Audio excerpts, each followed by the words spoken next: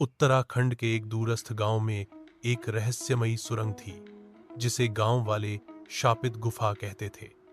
कहते हैं वहां से अजीब सी चीखें आती हैं और जो भी अंदर गया कभी लौटकर नहीं आया। अर्चना एक इतिहास शोधार्थी इस जगह पर रिसर्च करने आई थी। उसके साथ था उसका मित्र करण, एक वीडियोग्राफर। दोनों ने तय किया कि वे इस सुरंग का सच जानकर रहेंगे। सुबह सुबह दोनों टॉर्च और कैमरे लेकर गुफा की ओर निकल पड़े। गुफा के बाहर सन्नाटा था, न पक्षियों की आवाज न हवा की सरसराहट। अंदर जाते ही एक सड़ी गली गंध ने उनका स्वागत किया। गुफा की दीवारों पर अजीब चिन्ह बने हुए थे, त्रिकोण, आंखें और कुछ संस्कृत जैसी भाषा में लिखा हुआ। अर्चना ने मोबाइल निकाला और तस्वीरें लेने लगी।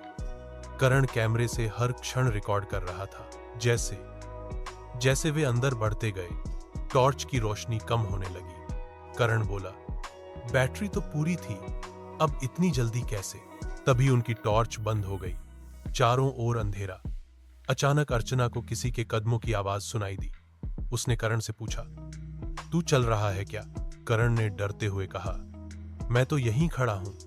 तभी पीछे से किसी ने जोर से फुसफुसाया, मदद करो। दोनों मुड़े, लेकिन वहां कोई नहीं था।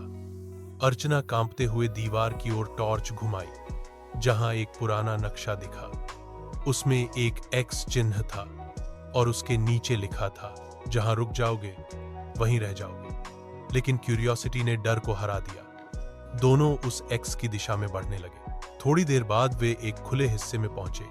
वहां असंख्य खोपड़ियां और टूटी हड्डियां थीं। दीवार पर खून से लिखा था, हमने भी सच जानना चाहा था। अचानक करण जोर से चीखा। उसका कैमरा अपने आप हवा में घूमने लगा और जमीन पर गिरकर टूट गया। अब वहां हर तरफ चीखें गूंजने लगी। दीवारों से छायाएं निकलने लगी, अधजले चेहरे, सूनी आंखें और लहूलुहान हाथ। अर्चना चिल्लाई, हमें बाहर निकलना होगा।